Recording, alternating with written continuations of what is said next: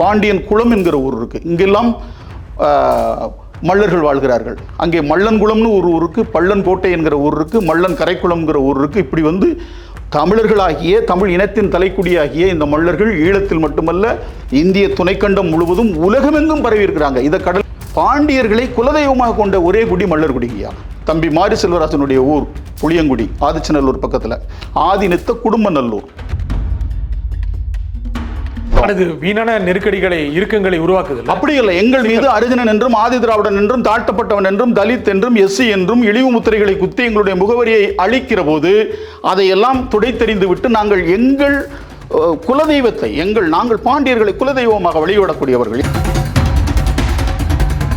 தென் மாவட்டங்களில் இறுக்கம் பல சமையல் நடந்துட்டு இருக்கு. இப்பொழுது கொஞ்சம் அமைதி நிலையால் கூட முக்கருது சமூகத்திற்கும் பட்டியலின மக்களுக்கு இடையே சிக்கல் பல சமையல் நடந்துட்டு வந்திருக்கு. பட்டியல் என்பது அந்த குறியீடே நாங்கள் வந்து வெறுக்கிறோங்க, அதை விரும்பல. நாங்கள் மல்லர்கள், அவர்கள் மறவர்கள், அவர்கள் தேவர்கள் என்றால் நாங்கள் தேவேந்திர குல வேளாளர்கள். எதுக்கு சொல்றீங்க? பல்லர்களை பல்லர்கள்னு சொல்லுங்க, இல்லாட்டா மல்லர்கள்னு சொல்லுங்க. நாங்கள் சொல்லுகிற இன்னைக்கு அரசாணை வாங்கி வச்சிருக்கோம் தேவேந்திர குல வேளாளர்னு சொல்லுங்க. எதற்காக நீங்கள் எங்களை பட்டியலினம் சொல்லுகிறீங்க? அதுதான் தெரியல. அரசாங்கத்திற்கு என்ன சிக்கல்? இவர்கள் பாண்டியர்கள் என்பதை உணர்ந்து விட்டால், இதுவரை உணரவிடாமல் செய்திருக்கிறோம். இவர்களுக்கு அரிஜனன், ஆதி திராவிடன், தாழ்த்தப்பட்டவன், தலித்து, எஸ்சி, ஒடுக்கப்பட்டவன், கீழ்சாதி என்று முத்திரை குத்த இவர்களை வைத்திருந்தோம். இவர்கள் இன்னைக்கு வரலாற்றை உணர்ந்திருக்கிறார்கள், உண்மையை கண்டறிந்திருக்கிறார்கள்.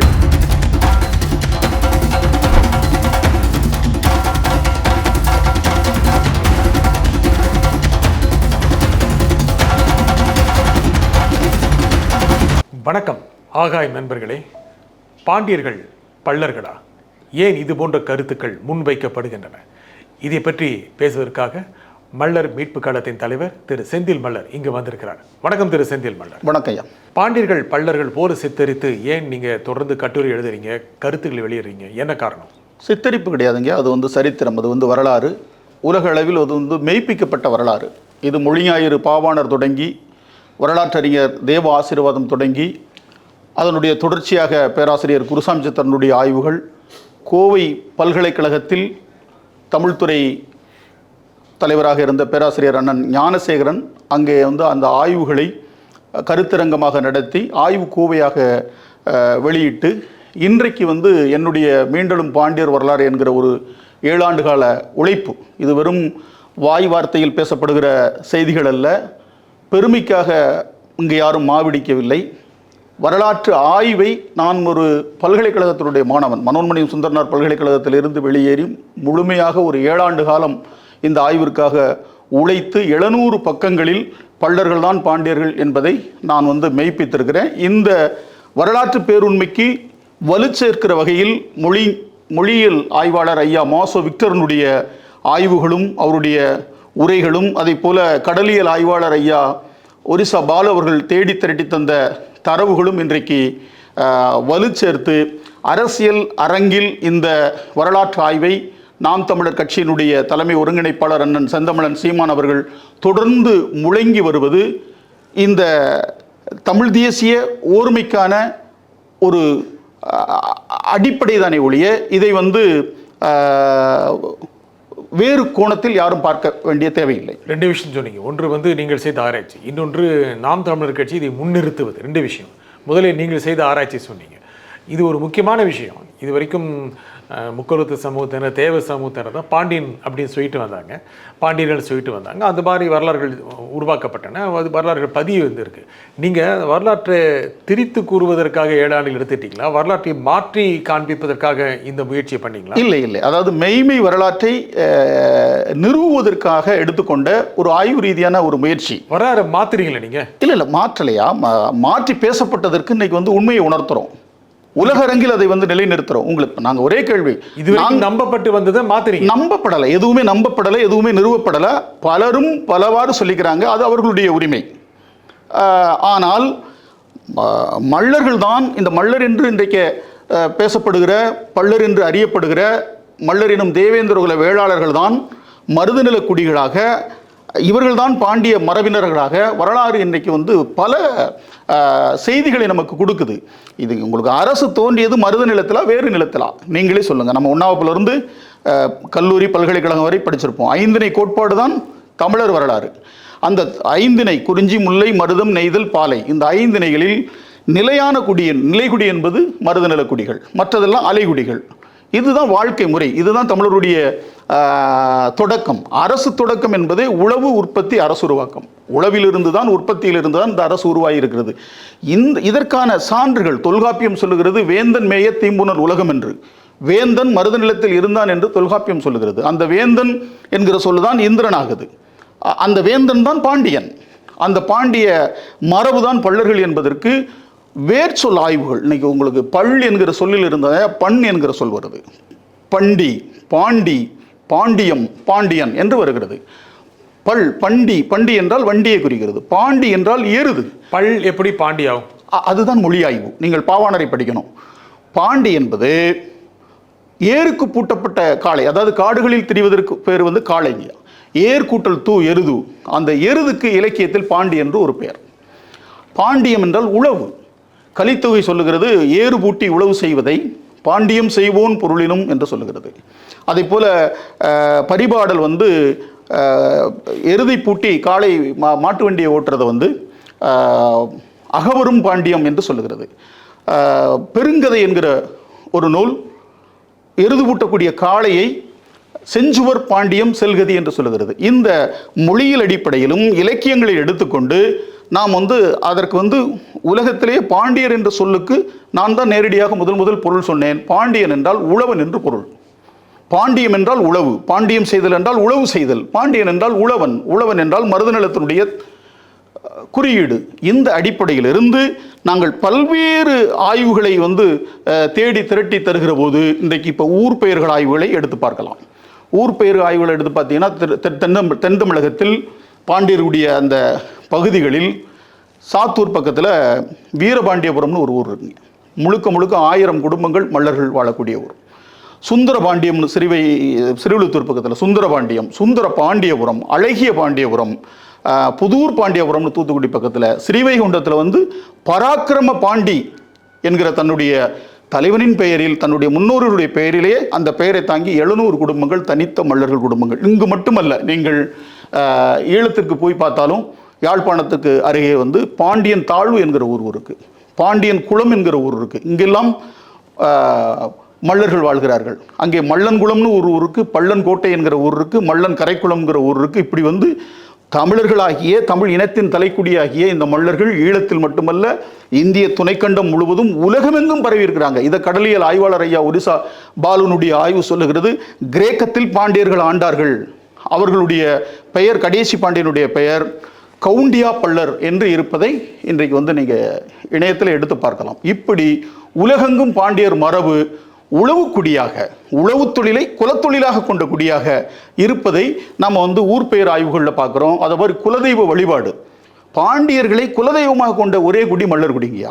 தம்பி மாரி செல்வராசனுடைய ஊர் புளியங்குடி, ஆதிச்சநல்லூர் பக்கத்தில், ஆதிநித்த குடும்பநல்லூர், அது பக்கத்தில் இருக்கக்கூடிய புளியங்குளத்தில் பாண்டியராசா கோயில் இருக்குது. பக்கத்தில் அனந்தநம்பி குறிச்சியில் ஒரு பாண்டியராசா கோயில் இருக்குது. ஆழ்வார் கற்குளத்தில் ஒரு பாண்டியராசா கோயில் இருக்குது.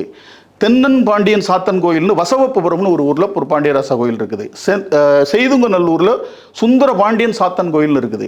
சாத்தூர் பகுதியில் வந்து மீனாட்சிபுரம்னு ஒரு ஊர், மீன் கொடியினுடைய ஆட்சியின் குறியீடாக மீனாட்சிபுரம், இந்த ஊரில் ஒரு பாண்டியராசா கோயில். இதெல்லாம் பாண்டியருடைய ஆட்சியை எதிரொலிப்பதாக இன்றைக்கு வரைக்கும் அது குலதெய்வ வழிபாடாக நிலைத்து நிற்குது. இதை கடந்து நீங்கள் செங்கோட்டை பகுதியில் இன்றைக்கும் இப்போ எங்கள் பகுதியில் வந்து எங்களுக்கு தேவேந்திரகுல விவசாயம்னு நில ஆவணம் இருக்கும், இந்திரகுல விவசாயம்னு நில ஆவணம் இருக்கும். தேவேந்திரகுலம் என்றால் இந்திரகுலம், இந்திரகுலம் என்றால் தொல்காப்பியம் சொல்லுகிற வேந்தர்குலம். அந்த வேந்தர்குலம் தான் பாண்டியர் குலம். நேரடியாக செங்கோட்டை, தென்காசி அந்த வட்டாரங்கள் முழுவதும் உள்ள பள்ளர்களுக்கு இன்றைக்கும் பாண்டியர் குல விவசாயம்ங்கிறதான் நில ஆவணம். அதே போல் அங்கே இருக்கக்கூடிய செங்கோட்டை மேலூரில் இருக்கக்கூடிய முப்படாதியம்மன் கோயிலில் வந்து பாண்டியர் சமுதாயம் என்றே கல்வெட்டு பதிவு செய்யப்பட்டிருக்குது. பக்கத்தில் கற்குளம்ங்கிற ஒரு ஊரில் வந்து பாண்டியர் குலம் என்று கல்வெட்டு பதிவு செய்யப்பட்டிருக்குது. இப்படியாக பாண்டியருடைய மரபு ஊர் பெயர்கள் ஊடாகவும் வழிபாடுகள், குலதெய்வ வழிபாடுகள் ஊடாகவும் நில ஆவணங்களிலும் பதிவு செய்யப்பட்டிருக்குது. இது அங்கே பாண்டியர் சங்கம் என்றே ஒரு சங்கத்தை வந்து 1924 வந்து சுப்பையா பாண்டியர் நிறுவுறாரு. அவர் யாருன்னா செங்கோட்டை நகர்மன்ற தலைவராக இருக்கார். அவருடைய பேத்தி தான் இன்றைக்கு உமாசங்கர் ஐஏஎஸ்னுடைய மனைவி வந்து சுப்பையா பாண்டியருடைய பேத்தி. இப்படி இவர்கள் சங்கம் கட்டி அந்த அந்த அடையாளத்தை நிலைநிறுத்துவதற்கு இவர்களை வந்து இன்றைக்கு வெவ்வேறு முத்திரைகள் குத்தப்பட்ட போது கூட அதை சுப்பையா பாண்டியர் வந்து தடுத்து நிறுத்தி இவர்களை பாண்டியர் சமுதாயம்னு அறிவிக்க வேண்டும் அப்படின்னு சொல்லிட்டு அன்னைக்கு திருவிதாங்கூர் சமஸ்தானத்தினுடைய அந்த குஞ்சன் பிள்ளைன்னு சொல்லக்கூடிய சென்சஸ் கமிஷனர், மக்கள் தொகை கணக்கெடுப்பு ஆணையருக்கு கடிதம் எழுதி அவர் இவருக்கு பதில் கடிதம் எழுதிய அந்த மடல்கள் என்னுடைய நூலில் ஆற்றுப்படுத்தப்பட்டிருக்கிற அவரே வந்து அவங்களுடைய அரசனுடைய ஆவணங்களிலே அந்த பல்லர்கள் தான் மல்லர்கள் என்றும் இவர்கள் பாண்டியர்கள் என்றும் குஞ்சன் பிள்ளை பதிவு செய்திருக்கிறார். இதுபோல எண்ணற்ற சான்றுகளை நாங்கள் வந்து அடுக்கடுக்காக வைத்து அறம் சார்ந்து இந்த வரலாற்றை நாங்கள் வந்து மீட்டெடுத்திருக்கோங்கிறீங்க. ஆனால் இந்த மாதிரி சொல்வது என்பது இதுவரை பாண்டியர்கள், தேவர் சமூகம், முக்குலத்து சமூகம் அவர்களாக அடையாளப்படுத்தப்பட்டதை நீங்கள் மறுக்கும்போது தேவையில்லாத இறுக்கங்களை, நெருக்கடிகளை உருவாக்குறீங்களா? இல்லையா, வரலாற்றில் அப்படி எதுவுமே இல்லையே. நீங்கள் இல்லாததை சொல்லுகிற போது நாங்கள் இருப்பதை தானே சொல்லுகிறோம். இல்லை, அப்படி நம்பிக்கை எப்படி வந்துச்சு? அப்போ எப்படிங்க அந்த மாதிரி பாண்டி சமூகம், தேவர் சமூகத்தை சேர்ந்தவர் அப்படின்னு எப்படி வந்து அது எப்படி வந்துச்சுன்னு கேட்குறீங்களா? இன்றைக்கு வந்து வைகோ, விஜயகாந்த், கருணாநிதி எல்லாம் தங்களை தமிழர்கள்னு சொல்லிக்கிறாங்களா, பச்சை தமிழர்கள், சிங்கத்தமிழர்கள், இவ்வாறு சொல்லிக் கொள்வதை போல ஏன் வந்துச்சுங்கிறதுக்கு உங்களுக்கு காரணம் சொல்கிறேன். நாயக்கர் ஆட்சியில் பாண்டிய நாட்டில் பாளையப்பட்டு முறை 72 பாளையங்களாக நாயக்கர் ஆட்சியில் வந்து பாண்டியராட்சியை வீழ்த்தி அங்கு பாளையப்பட்டுகளை வந்து பிரிக்கிறாங்க. அப்படி பிரிக்கிற போது பாளையப்பட்டுகளை ஆண்ட நாயக்கர்களும் தங்களை பாண்டியர்கள்னு சொல்லிக்கிறாங்க. நீங்கள் இப்போ எங்களுக்கு வந்து எட்டயபுரம் சமஸ்தானம், என்னுடைய ஊர் கழுகுமலை எல்லாம் அடங்கி இருக்கிறது. கழுகுமலை கோயிலே வந்து எட்டயபுரத்தினுடைய அந்த எட்டப்பனுடைய வாரிசாக இருக்கக்கூடியவருடைய பேரே தங்கராஜ பாண்டியன்னு போட்டுக்கிறாரு நாயக்கர். இன்றைக்கும் தெலுங்கு பேசுகிறாங்க. இப்படியாக பாண்டிய நாட்டை ஆண்ட கட்டபொம்ம நாயக்கன் போட்டுக்கிறாரா, வீரபாண்டியன் போட்டுக்கிறாரா, கட்டபொம்ம நாயக்கர். இப்படி வந்து பாண்டியர்களுடைய அடையாளத்தை தெலுங்கர்கள், அந்த பாளையப்பட்டுகளை ஆண்ட தெலுங்கர்களும் போட்டுக்கிட்டாங்க. அவர்களோடு இணைந்து பாளையப்பட்டுகளை நிர்வாகம் செய்த மறவர்களும் அங்கே தங்களை பாண்டியர்னு சொல்லிக்கிட்டு இருக்காங்க. அதனுடைய வெளிப்பாடு தான். இப்போ நாங்கள் என்ன சொல்கிறோம்னா, நீங்கள் பாண்டியர் என்று சொல்லிக்கொள்வதில் எங்களுக்கு எந்த சிக்கலும் இல்லை. யார் வேண்டுமானாலும் பாண்டியர் என்று சொல்லிக்கோங்க. எந்த மொழி பேசக்கூடியவர்கள், இனம் பேசக்கூடியவர்கள் சொல்லிக்கோங்க. ஆனால் மெய்யான பாண்டியர் மரபு என்பது அது மல்லர்கள் என்பதை நாங்கள் ஆய்வு ரீதியாக எடுத்தாண்டிருக்கிறோம். அது வீணான நெருக்கடிகளை, இறுக்கங்களை உருவாக்குது. அப்படி இல்லை. எங்கள் மீது அரிஜனன் என்றும், ஆதி திராவிடன் என்றும், தாழ்த்தப்பட்டவன் என்றும், தலித் என்றும், எஸ்சி என்றும் இழிவு முத்திரைகளை குத்தி எங்களுடைய முகவரியை அளிக்கிற போது அதையெல்லாம் துடைத்தெறிந்து விட்டு நாங்கள் எங்கள் குலதெய்வத்தை, நாங்கள் பாண்டியர்களை குலதெய்வமாக வழிபடக்கூடியவர்கள். எங்களுக்கு பாண்டியர் குலம் விவசாயம் என்று நில ஆவணம் இருக்கிறது. எங்கள் மரபை, எங்கள் அடையாளத்தை நாங்கள் சொல்லுகிற மொழிய இது யாருடைய அடையாளமும் இல்லை. அதை எந்த இடத்துல நாங்கள் தயாராக இருக்கிறோம். தென் மாவட்டங்களில் இறுக்கம் பல சமையல் நடந்துட்டு இருக்கு. இப்பொழுது கொஞ்சம் அமைதி நிலையால் கூட முக்கொருது சமூகத்திற்கும் பட்டியலின மக்களுக்கு இடையே சிக்கல் பல சமையல் நடந்துட்டு வந்திருக்கு. இப்போ நீங்க இதுவரை பிரச்சனை அந்த முக்குலம் என்பதும் பட்டியல் என்பது அந்த குறியீடே நாங்கள் வந்து வெறுக்கிறோங்க. அதை விரும்பல. நாங்கள் மல்லர்கள், அவர்கள் மறவர்கள். அவர்கள் தேவர்கள் என்றால் நாங்கள் தேவேந்திர குல வேளாளர்கள். இதுதான் மெய்யான அடையாளம். இந்த அரசியல் திணிப்பு தான் எங்களுக்கு வந்து இப்போ சிக்கலை உண்டு பண்ணுது. இல்லை என்றால் நாங்கள் பாண்டியராக கோலோச்சிய இந்த மரபு எப்படி வீழ்த்தப்பட்டதற்கு யாரெல்லாம் துணை நின்றார்கள் என்கிற ஆவணங்களையும் நாங்கள் வந்து தேடி திரட்டி வச்சுக்கிட்டு இருக்கிறோம். அதையும் நாங்கள் வெகு விரையிலே வந்து வெளியில் பதிவு செய்வோம். ஆனால் இது இப்பொழுது தென் மாவட்டங்களில் பெரிய நெருக்கடி உருவாக்குது. இந்த மாதிரி கருத்து போராட்டங்களே தேவையில்லாமல் இப்பொழுது இருக்கின்ற மனிதர்கள் மத்தியில் உணர்வு பிரச்சனைகளை எழுப்பி தேவையில்லாத ஒரு சிக்கலை, நெருக்கடியை உருவாக்குது இல்லை? அப்படி இல்லைங்கய்யா. அதாவது வந்து அமைதி இருக்கிற சமூகத்தை நீங்க வந்து ரொம்ப உணர்ச்சி மயமா ஆகிட்டு இருக்கீங்க. அப்படி இல்லை. உணர்ச்சி இதில் என்ன உணர்ச்சி வசப்படுறதுக்கு என்ன இருக்குது? அறிவு வயப்பட்டு நிற்கிறோம். வரலாறு எமது வழிகாட்டி என்று சொன்னார் எங்களுடைய தேசிய தலைவர். வரலாறு எம்மை விடுதலை செய்யும் என்று சொன்னார் கியூபா நாட்டினுடைய விடுதலை போராளி ஃபிடல் காஸ்ட்ரோ. வரலாறு தெரியாத சமூகம் எழுச்சி பெற முடியாது என்று சொன்னார் புரட்சியாளர் லெனின். வரலாற்றை கையில் எடுத்தவர்கள் பாதுகாப்பாக உள்ளார்கள் என்று சொன்னார் அறிஞர் செசிலா மிலோசோ. எனவே அந்த அடிப்படையில் நாங்கள் எங்கள் வரலாற்றை ஏந்தி பிடித்து நாங்கள் தலை நிமிர்ந்து தமிழினமாக எழுந்து நிற்கிறோம். இது வந்து யாருக்கும் எதிரான போக்கு கிடையாது. சொந்த வரலாற்றை சொல்வதற்கு யாருக்கு என்ன சிக்கல் இருக்கு? எங்க வரலாற்றை சொல்வதில் உங்களுக்கு என்ன சிக்கல்? ஏற்கனவே சொல்லப்பட்ட வரலாறை நீங்கள் மறுக்கும்போது சிக்கல் தானே? சொல்லப்பட்ட வரலாறு என்பது எங்கே சொல்லப்பட்டிருக்கு? பாண்டியர் வரலாறு என்பது நிறுவப்பட்டது. என்னுடைய வரலாறு மீண்டும் பாண்டியர் வரலாறு தடை செய்த போது அத்தனை பத்திரிகைகளும் பதிவு செய்கிறது, ஆங்கில ஊடகங்கள் பதிவு செய்கிறது. அதில் குமுதம் தீராநதி வந்து உலகளாவிய அளவில் தடை செய்யப்பட்ட நூல்களின் வரலாறு என்று ஒரு 5 பக்கத்தில் ஒரு கட்டுரை எழுதுகிறார்கள். குமுதம் தீராநதி அதில் சொல்லப்பட்ட செய்தி என்பது மீண்டும் பாண்டியர் வரலாறு பற்றி அவர்கள் பேசுகிற போது,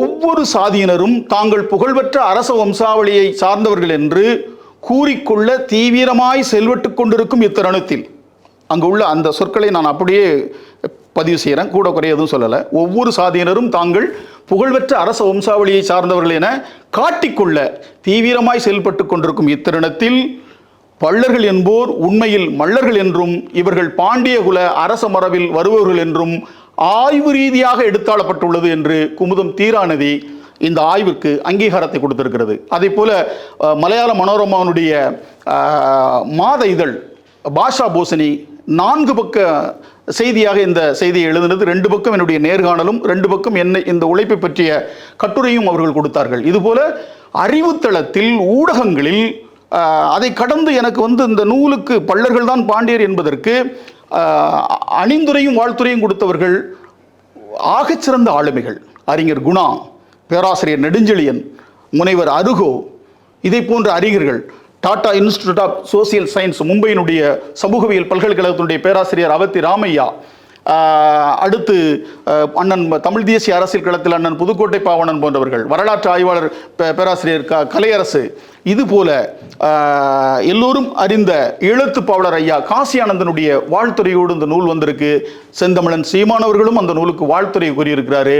அதை கடந்து இன்றைக்கு ஒரிசா பாலு அவர்களுடைய ஆய்வும் மாசோ விக்டருடைய ஆய்வும் எல்லாமே இதை சொல்லுது. இதுக்கு முன்னாடி உங்களுக்கு பல முறை வந்து ஊடகங்களில் பேசியிருக்கிறார் ஐயா கவிக்கோ அப்துல் ரஹ்மான். பள்ளர்கள் தான் பாண்டியர்கள், இதற்கு என்ன, இதில் என்ன உங்களுக்கு சந்தேகம், உங்களுக்கு என்ன குழப்பம்னே கேள்வியை கேட்டிருக்கிறாரு.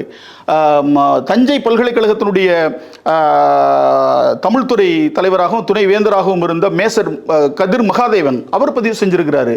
இப்படி அடுக்கடுக்காக நம்ம சொல்லிக்கிட்டு இருக்கலாம். ஐயா பிரபஞ்சன் மல்லர் உருவான மன்னர் வரலாறு என்று கட்டுரை எழுதி பொதுவெளியிலே வந்து ஊடகங்களில் பதிவு செஞ்சிருக்கிறாருங்க. இது வந்து அனைவராலும் ஏற்றுக்கொள்ளப்பட்ட அறிவு தளத்தாலும் தமிழ் தேசிய அரசியல் களத்தாலும் ஏற்றுக்கொள்ளப்பட்ட ஒரு வரலாற்று பேருண்மை. உண்மையை சொல்றதுல அண்ணன் திரும்ப திரும்ப சொல்றாரு. இது ஒரு மேடையில் சொல்லலை, பல ஆண்டுகளாக பேசி வருகிறார். உண்மையை சொல்லல கசகத்தான் செய்யும்னு. அது அப்படிதான் இருக்கும், போக போகத்தான் அது சரியா வரும். எதுக்காக சீமான் இந்த அரசியல் எடுக்க வேண்டும்? தமிழ் தேசிய இன மீட்சிக்காகத்தான் இந்த அரசியல் எடுக்கிறாரு. என்ன லாபம்?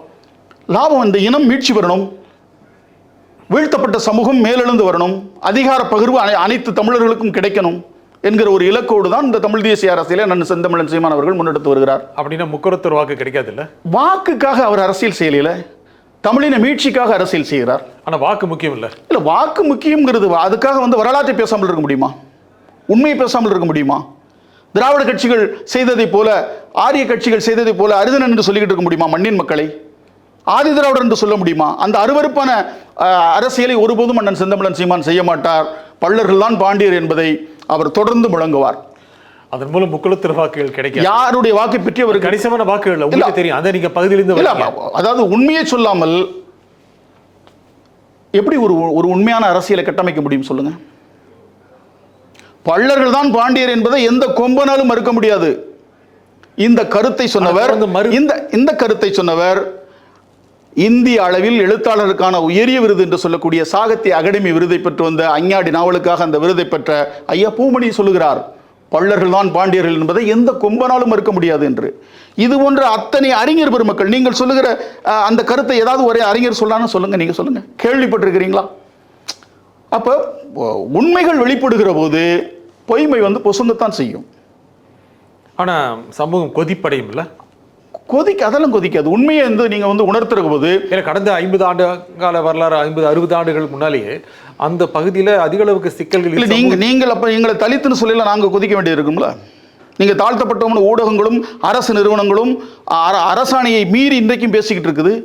ஆதி திராவிடர்கள் அடையாளத்தை சொல்லிட்டு பட்டியலின மக்கள் தான் சொல்றாங்க. அது நீங்க பட்டியலினம்னு எதுக்கு சொல்றீங்க?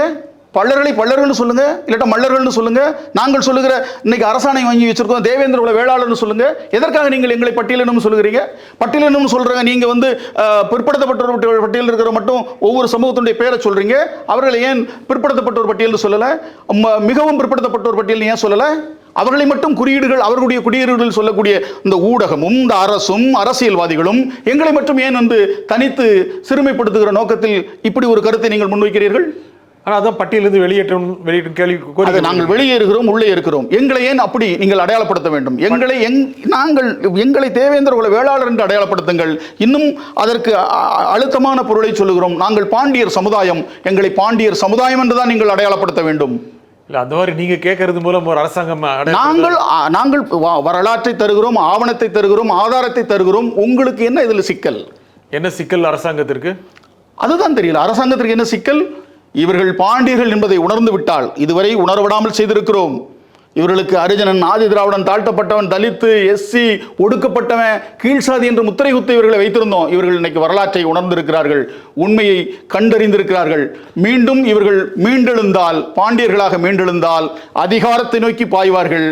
இங்கே விரல் விட்டு எண்ணக்கூடியவர்கள் அரசியல் நடத்த முடியாது, அதிகாரத்தில் இருக்க முடியாது என்கிற அச்சத்தால், அவர்களுடைய ஊடக பலத்தாலும் பணபலத்தாலும் அரசியல் பலத்தாலும் இந்த உண்மை வரலாற்றை மூடி மறைக்க நினைக்கிறார்கள். அது ஒருபோதும் இனிமேல் முடியாது.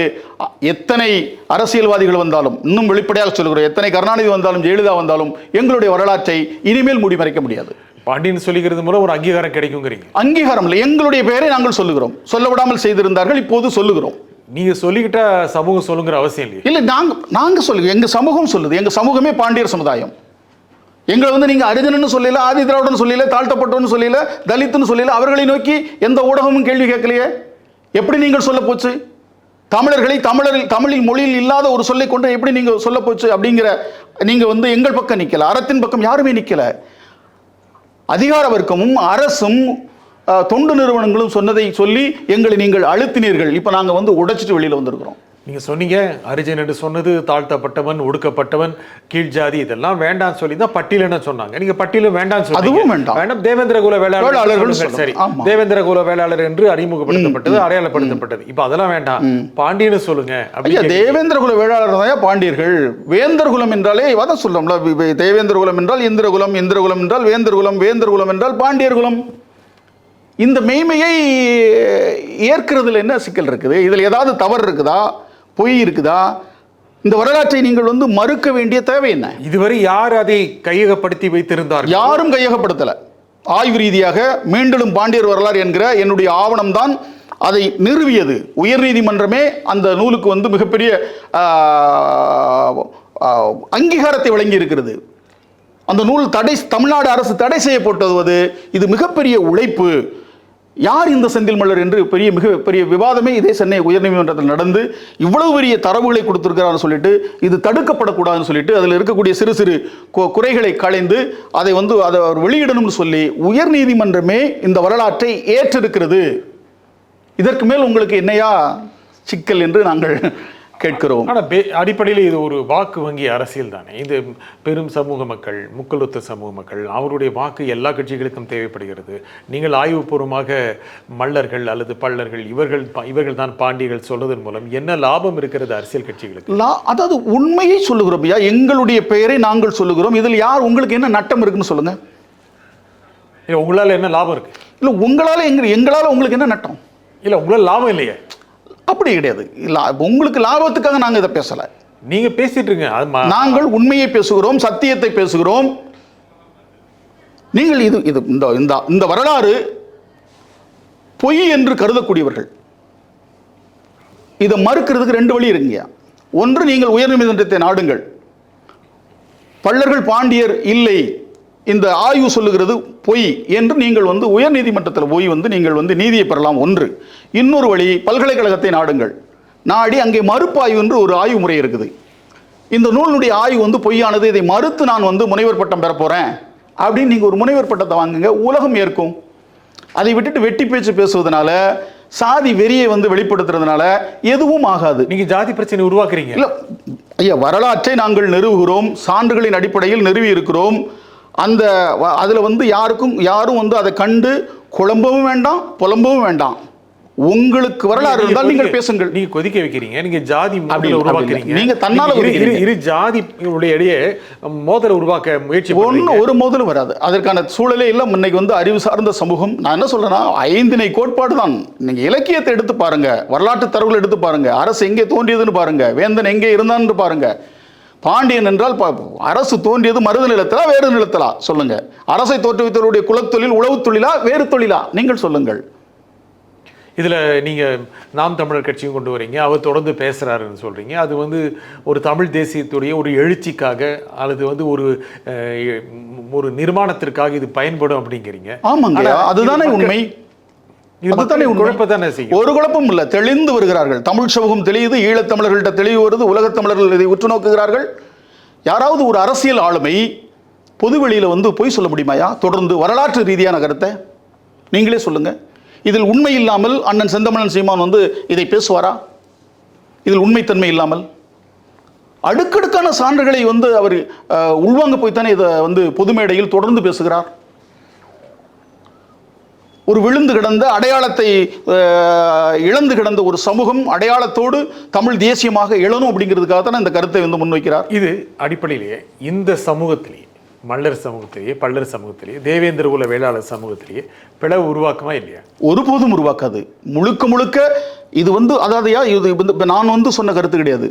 இது மொழிஞாயர் பாவாணர் தொடங்கி வரலாற்றறிஞர் தேவாசிர்வாதம் தொடங்கி குருசாமி சித்தரையாவுடைய ஆய்வுகளிலிருந்து பேராசிரியர் ஞானசேகரன் வரை இன்றைக்கு அதனுடைய நீட்சியாக நான் அதை அரசியல் படுத்தக்கூடிய ஒரு பெரும் கடமையை இயற்கை எனக்கு கையளித்திருக்கிறது. அதற்காக நான் கடுமையான உழைப்பை செலுத்தி இருக்கிறேன். அதற்கான வழக்கை சுமந்திருக்கிறேன். இந்த வரலாற்றை மீட்பதற்காக தேசத்துரோக வழக்கை சுமந்து நீதிமன்றத்தினுடைய படிக்கட்டுகளிலே ஏறி இறங்கி இன்றைக்கு உயர்நீதிமன்றத்தின் ஊடாக தேவேந்திர குல வேளாளர் சமூகத்திற்கு உலக பெருமையை தேடி தந்தவன் செந்தில் மல்லர். அதனால முழுக்க முழுக்க இந்த கருத்து மெய்மை என்பதால் இன்றைக்கு வந்து ஏற்றுக்கொள்ளப்பட்டிருக்கிறது. ஒரு காலத்தில் தேவாசிர்வாதம் சொல்ற போது இவர் பெருமைக்காக சொல்லுகிறாரோ என்று கருதினார்கள். அதை போல ஐயா குருசாமி சித்தர் சொல்ற போது இது பெருமைக்காக சொல்கிறார்கள் என்று கருதினார்கள். இதே ஆய்வை பேராசிரியர் ஐயா சிவசுப்பிரமணியன், நீங்கள் கேள்விப்பட்டிருப்பீர்கள், அவன் சிவசுப்பிரமணியன் ஐயா அவர்கள், அவர் வந்து முழுக்க முழுக்க அந்த இடதுசாரி பொது உடைமை கட்சிக்கு வந்து வகுப்படுத்த ஒரு அரசியல் ஆசான். ஐயாவிடம் இந்த கருத்து சொல்லப்பட்ட போது கூட அவரை நானும் சந்திக்கிறேன். என்னுடைய நூலை கொடுத்து சந்திச்சதுக்கு அப்புறம் சொல்றாரு, இதை தேவாசிர்வாதமும் குருசாமி சித்தரும் சொல்ற போது கூட இது ஏற்கும்படியாக இல்லை. ஆனால் தம்பி செந்தில் மல்லர் தூசி தட்டி இந்த வரலாற்றை மீட்டெடுத்திருக்கிறார். இதை எந்த சமூகம் விழுந்ததோ அந்த சமூகம்தான் அந்த வரலாற்றை மீட்க முடியும். மற்றவர்களுக்கு இந்த பார்வை வந்து கிடைக்காது, ஆர்வம் இருக்காது, முழுமையாக ஒப்படைத்துக் கொள்ள முடியாது. ஆனால் இந்த பணியை செந்தில் மல்லர் செய்திருக்கிறார். இது உண்மை என்பது இன்றைக்கு வந்து நிலைநாட்டப்பட்டிருக்குங்கிறத பேராசிரியர் சிவசுப்பிரமணியன் சொல்லியிருக்கிறார். நீங்க ஐயாட்டை கேட்டுக்கலாம். உங்களுக்கு டாக்டர் கிருஷ்ணசாமி, திரு ஜான் பாண்டியன் இவங்க ஆதரிக்கிறாங்களா? இன்றைக்கு இந்த கருத்தை தானே எல்லாரும் பேசிக்கிட்டு இருக்கிறாங்க. உங்க பக்கம் இருக்காங்க? நேற்று அவர்கள் வந்த வழி வேறு, இன்றைக்கு இந்த வழியில தானே வந்திருக்கிறாங்க. உங்க பக்கம் வராங்களான்னு கேட்கிறேன். அப்ப இந்த பக்கம் தானே நிற்கிறாங்க. ஆனால் உங்களுக்கு ஆதரவு கொடுக்குறாங்களா? இல்லை, இந்த கருத்துக்கு ஆதரவு தானே. கருத்தை யாரும் எதிர்க்கலையே. இந்த சமூகத்திலிருந்து இந்த கருத்தை யாருமே எதிர்க்கல. உங்களை ஏற்றுக்கலையே. யாருங்கய்யா? என்ன ஏற்றுக்கிறது? என்னை சமூகமே ஏற்றுக்கிருச்சு. தமிழ் சமூகம் ஏற்றுக்கிறது. என்ன எங்கள் அண்ணன் செந்தமிழன் சீமான் ஏற்றுக்கிறாரு. உங்களை இந்த அரசியல் தலைவர்கள் ஏற்றுக்கலையே. எந்த அரசியல் தலைவர் ஏற்றுக்கிறார்? தமிழ் தேசிய அரசியல் களத்தில் நிற்கிறேங்க. நானு தமிழ் தேசிய அரசியல் செய்யக்கூடிய என் அண்ணன் செந்தமிழன் சீமான் ஏற்று நிற்கிறாரு. நீங்க சொல்ற கருத்து டாக்டர் கிருஷ்ணசாமி செப்டம்பர் 11 அண்ணனோடு என்னோடு தான் நாங்கள் எல்லாம் சேர்ந்து தான் போனோம் இமானுவேல் சேகரனுடைய நினைவிடத்திற்கு. இல்லை, நான் கேட்குறது டாக்டர் கிருஷ்ணசாமி, திரு ஜான் பாண்டியன் எல்லோரும் இந்த சமூகத்தை சேர்ந்தவர். அவங்களே உங்களை அங்கீகரிக்க மாட்டேங்கிறாங்க. இல்லை, அவர்கள் என்ன அங்கீகரிக்கிறது? மக்கள் அங்கீகரிச்சிருக்கிறாங்க. மக்களே அவங்களை அங்கீகரிக்கல. அவங்களுடைய அங்கீகாரமே போயிடுச்சு. நீங்க அரசியல் அதிகாரம் பெறலையே. நாங்கள் எங்களுக்கான அரசியல் அதிகாரத்திற்கான காலம் இனிமேல் தான். ரொம்ப நேரம் ஆகும். இல்ல, 26 நீங்க பார்க்கலாம். நீங்க இதே மாதிரி சொல்லிட்டு வரீங்க பல காலம். அப்படி இல்லை, எங்களுக்கான காலம் இப்பதான் கணிஞ்சிருக்குது. தேவேந்திர குல வேளாளர் சமூக மக்களிடையே டாக்டர் கிருஷ்ணசாமிக்கோ இல்லை ஜான் பாண்டியனுக்கு இருக்கின்ற அளவுக்கு செல்வாக்கு நீங்க இந்த அளவுக்கு ஆய்வுகளை செய்த பிறகு உங்களுக்கு இல்லையே. ஐயா, அவங்க வந்த காலம் என்பது, அந்த களம் என்பது அது வந்து சாதிய போர்கள், கலவர காலம் வந்த காலங்களில் வந்து தலைமை நிறுவியவர்கள். நான் அறிவுத்தளத்தை உருவாக்கி நீண்ட நெடிய காலமாக ஆய்வு என்கிற ஆய்வு பணியை மேற்கொண்டு இன்றைக்கு வந்து தேவேந்திர குல வேளாளர்களை உலகமே பேசுகிற நிலைக்கு நாங்கள் வந்து கொண்டு வந்திருக்கிறோம். இந்த சமூகத்தினுடைய பண்பாடுகளையும் வரலாறுகளையும் இன்றைக்கு உலகம் வந்து ஏற்கிற நிலைக்கு கொண்டு வந்திருக்கிறோம். அறிவுத்தளத்தில் அளப்பரிய பணியை செஞ்சிருக்கிறேன். என்ன அரசியல் லாபம் இல்லை? அரசியல் லாபம்ங்கிறது என் சமூகம் மீட்சி பெறணும், அதோடு என் தமிழ் சமூகம் மீட்சி பெறணும். இது மட்டும்தான் நீங்க எங்களுடைய தொடர்ந்து லாபம். திரு சீமானோட பயணப்படுறீங்க. ஆமாம். அவர் அரசியல் அதிகாரம் பெற்றால் உங்களுக்கு பங்கு கிடைக்கும். அதுவே ரொம்ப டைம் ஆகும் போல. அதிகாரத்தை பகிர்வதற்கு தான் எங்களுடைய இலக்கு. பாண்டியர்கள் சொல்வதே மீண்டும் இந்த மண்ணில் பாண்டியர் ஆட்சியை ஏற்படுத்தணுங்கிறதா இலக்கு. இன்றைய ஜனநாயக கட்டமைப்பிற்குள் நாங்கள் வாக்கு அரசியலுக்குள் நின்று இந்த அரசியலை செய்ய வேண்டிய ஒரு தேவை இருப்பதால் நாங்கள் அதை நோக்கி சமூகத்தை அரசியல்படுத்தி பண்படுத்தி தமிழ் தேசிய அரசியல் கட்டமைப்பிற்குள் நிலைநிறுத்தி எங்களுக்கான அதிகாரத்தை பகிர்ந்து கொள்வதற்கான வேலை திட்டம் தான். என்ன அர்த்தம் அதுக்கு? மறுபடியும் பாண்டியர் ஆட்சி, மறுபடியும் காமராஜ் ஆட்சி, மறுபடியும் எம்ஜிஆர் ஆட்சி, மறுபடியும் ஜெயலலிதா ஆட்சி அப்படி சொல்ற மாதிரி மறுபடியும் பாண்டியர் ஆட்சி? இல்லை ஜெயலலிதா ஆட்சி அதெல்லாம் சொல்றோம். கருணாநிதி ஆட்சி, எம்ஜிஆர் ஆட்சி எல்லாம் அது தமிழர் அல்லாதவர்கள் பேசுகிற பயிற்சி. நாங்கள் சொல்வது பாண்டியர் ஆட்சி, நாங்கள் சொல்வது அறம் சார்ந்த எங்களுடைய தேசிய தலைவர் பிரபாகரன் கண்ட ஆட்சி. இல்லை, நீங்கள் மறுபடியும் தமிழகத்தில் உங்கள் சொல்ல போனால் தேவேந்திர குல வேளாளர் ஆட்சி அல்லது மல்லர் ஆட்சி, பல்லர் ஆட்சி அப்படியா? தமிழர் ஆட்சி. அந்த தமிழர்கள் மல்லர்களாகவும் இருக்கலாம், அவர்கள் இன்ன பிற தமிழர்களாகவும் இருக்கலாம். ஆனால் நீங்கள் சொல்றது பாண்டியர் ஆட்சிங்கிறது இல்லை, ஒன்றே ஒன்று நாங்கள் உணர்த்த விரும்புகிறோம். ஐந்திணை கோட்பாடு தான் தமிழர் வரலாறு. தமிழர் வரலாற்றுக்குள் அந்த ஐந்திணைக்குள் தான் நம்முடைய தமிழருடைய வேர்களும் விழுதுகளும் பின்னி பிணைந்து கிடக்கிறது. நாம் எல்லோருமே குறவர்களாக இருந்தோம், பின்பு இடையர்களாகனோம், அடுத்து மல்லர்களானோம், அடுத்து பரதவர்களானோம், மருத நிலத்தில் 14 தொழில் மக்களாக, கொல்லராக, பாணராக, கிணைப்பறையராக, 14 தொழில் மக்களாக வந்தோம். அதிலிருந்து தான் பல்வேறு குடிகள் இங்கே கிளைச்சிருக்குது. இந்த வரலாற்று பேருண்மையை உணர்ந்து கொள்ளணும். ஐந்திணை கோட்பாட்டில் அந்த 5 திணைக்குள் வாழக்கூடியவர்கள் அனைவரும் அண்ணன் தம்பிகள். இந்த அனைவருக்கும் ஒரே ஒரு தாய், அவள் பெயர் தமிழ்தாய். சரி, இந்த நிகழ்ச்சியில் உங்கள் கருத்துக்களை குறிப்பிட்டாக திரு செந்தில் மல்லர் மிக்க நன்றி. நன்றிங்க, வணக்கம்.